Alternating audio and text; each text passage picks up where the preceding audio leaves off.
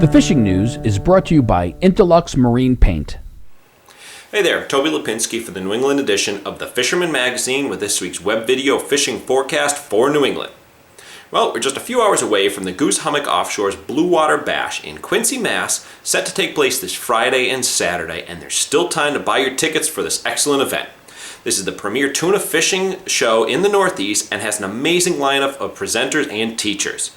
Remember that all tickets must be purchased in advance, and all the details on the seminars, how-tos, and more can be found with the event listing available at thefisherman.com. I hope to see you there. Then next weekend, we'll be back in Hartford for the Northeast Fishing and Hunting Show on February 12th to 14th at the Connecticut Convention Center. There's a bunch of new exhibitors added this year, as well as an awesome lineup of featured seminar speakers, including Crazy Alberto, Al Gag, Greg Myerson, Mike Laptew, and many, many more. We'll be located once again at booth number 110, just on the right as you enter through the main door, so be sure to stop on by and see us. Alright, moving into the forecast for the week. We're going to start off, as always, in Connecticut. I received an email from Gary and Greg Nealand, who set out for some ice fishing over the weekend, and they iced 7 really good-sized pike before you're having to call it a day.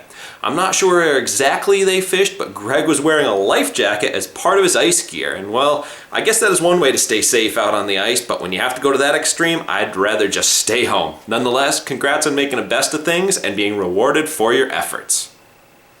Then moving on up into Rhode Island, it sounds like things are slowly getting back on track for cod fishing, as the bite has been somewhat better, almost good, since the weekend.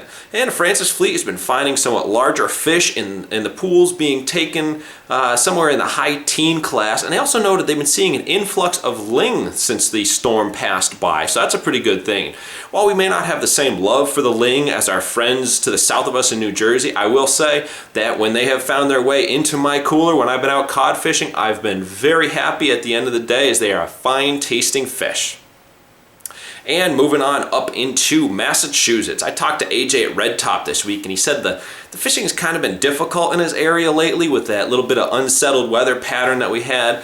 You know, one day it's warm, then it's freezing cold, then it's windy, then it's back to warm again. So that's doing absolutely nothing to help build some ice around his area. However, anglers from that part of the state willing to take a little bit of a drive to the west are finding some safe ice to be had. And I got an email from one of the subscribers, Jeff Shaw, out of Reading, Mass, and he sent this picture of a nice catch of yellow perch that he made last week that were destined for the fryer. So that's a nice catch, and I'm sure a great meal to go along with it.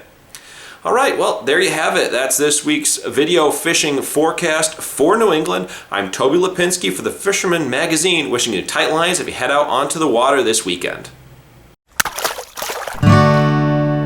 The fishing news is brought to you by Interlux Marine Paint.